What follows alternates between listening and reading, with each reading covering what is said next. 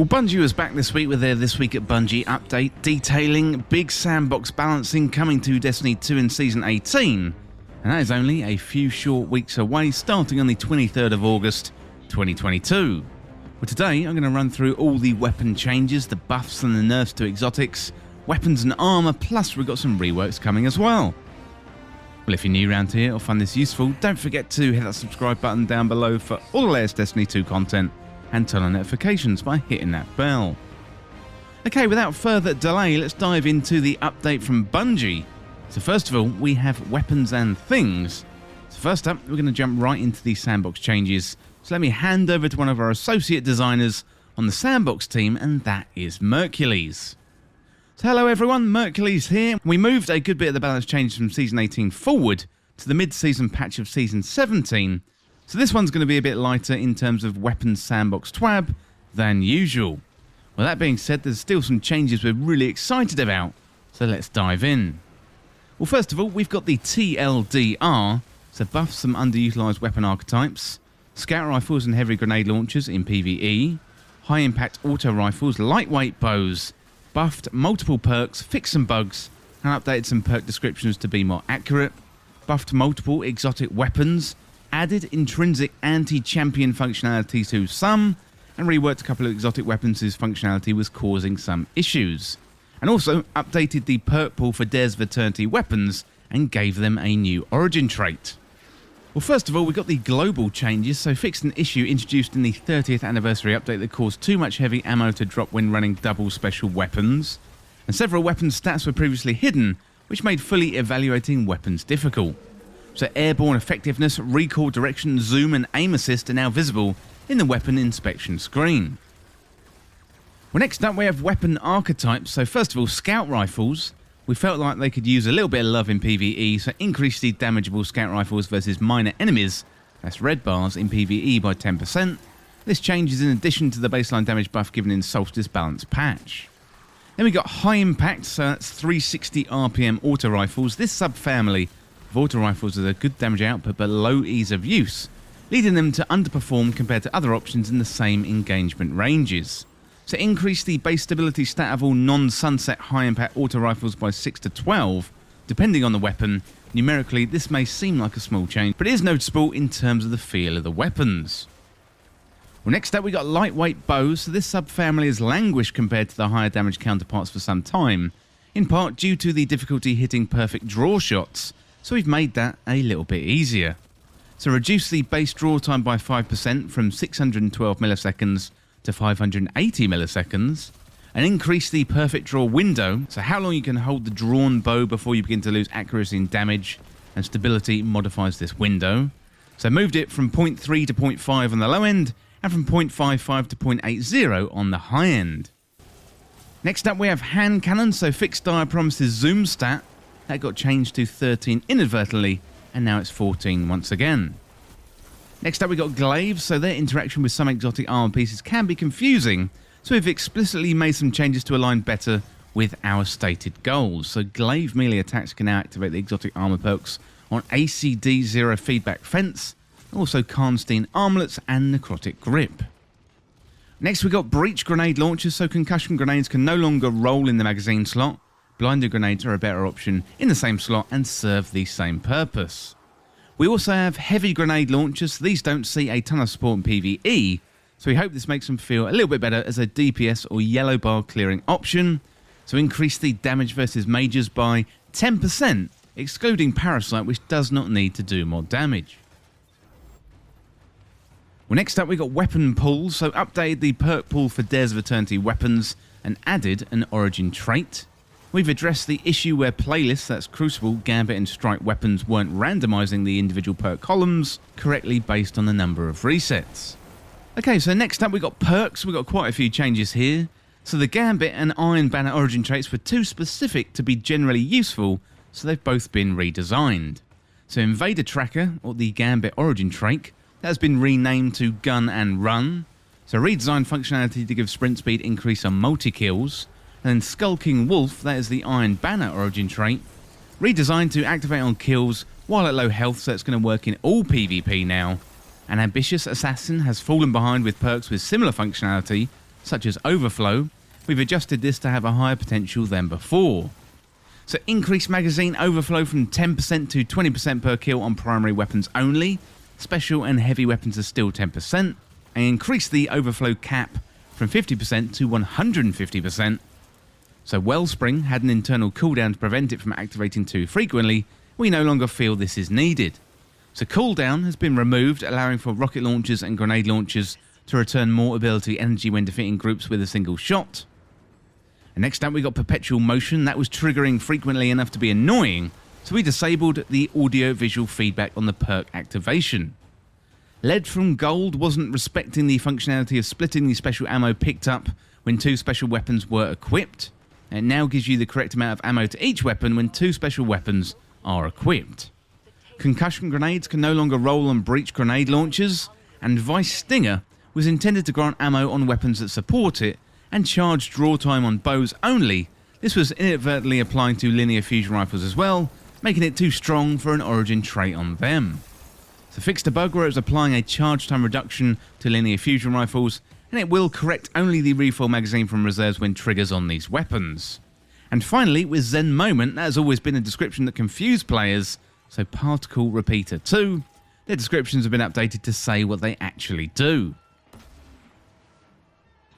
Well, next up we got some exotics. So first of all, the buffs. We've added anti-champion functionality to several weapons with the goal of giving more options for each champion type, split across the weapon slot and ammo type. We expect to do this from time to time in future as well. So first of all, we've got Le Monarch, so added intrinsic overload to poison arrows. So with Thunderlord, added intrinsic overload. Malfeasance added intrinsic unstoppable to explosions, and added plus 25 to the base airborne effectiveness stat, so it's 25 to 53, to match other precision hand cannons' intrinsic bonus. Next up we've got Wish Ender, so added intrinsic anti-barrier, and increased the number of hits versus most targets from 2 to 3, more hits against vehicles, still 2 against players, and increased the damage versus champions, mages and mini-bosses by 10%, and draw time decreased from 8 to 8 milliseconds to 8 to 0 milliseconds. Next up we got Tiku's Divination, that gets a free small buff from the global lightweight bow changes. So draw time decreased from 612 to 580. Next up we got the Legend of Acrius, that has fallen far behind other heavy, short-range weapons and warrants a buff. The Catalyst now grants Trench Barrel perk in addition to its other effects. And finally, different versions of the exotic paired legendary weapons didn't have the matching stats, so we brought them up to parity. So we've got a few here. The Callus Mini Tool, so increase the airborne effectiveness from 23 to 28 to match the Mida Mini Tool. Then we got the Mida Mini Tool, increase the zoom from 13 to 14 to match the Callus Mini Tool. Then we got the Drang Baroque, so increase the airborne effectiveness from 21 to 23 to match the standard Drang.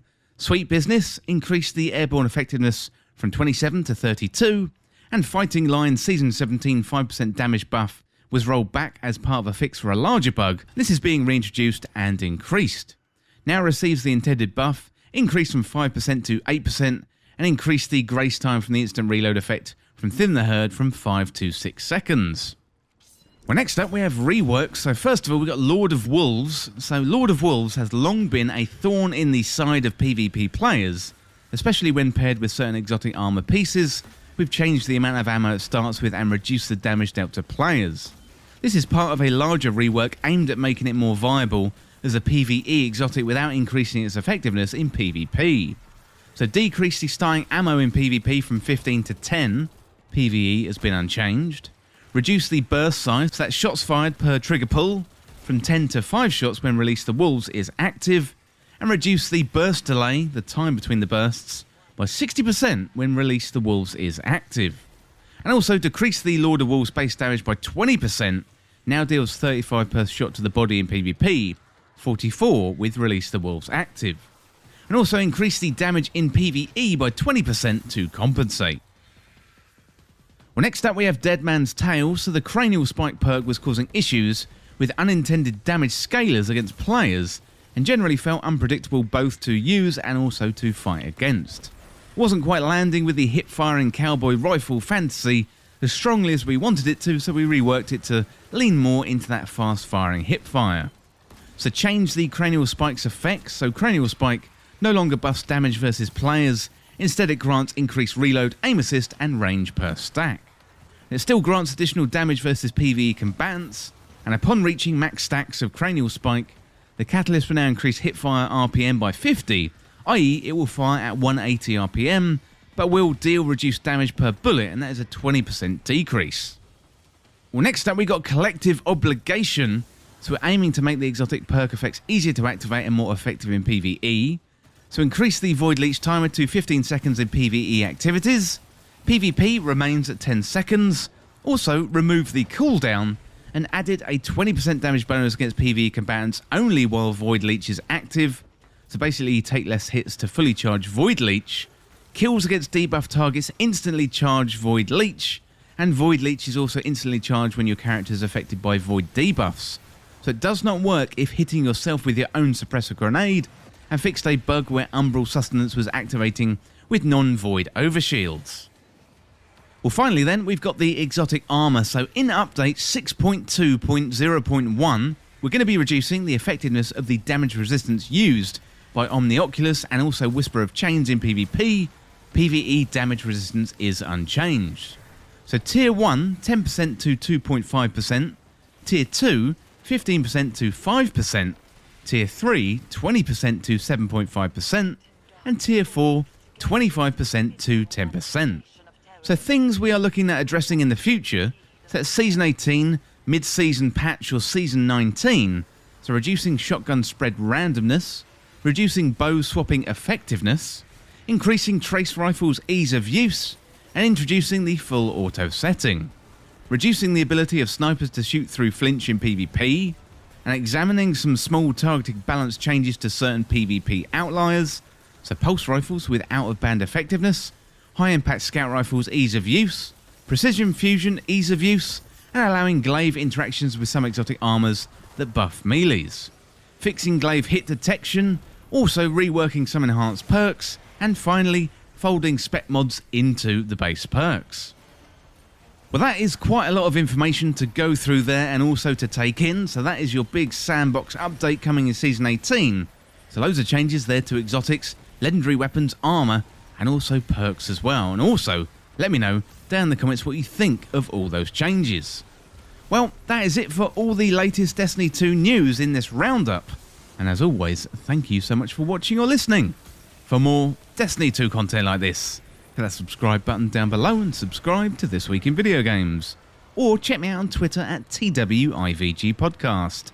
If you enjoyed this video, found it useful, liking and sharing the video would really help me out. Otherwise, check out the other videos on the channel. Thanks again. I'll see you soon.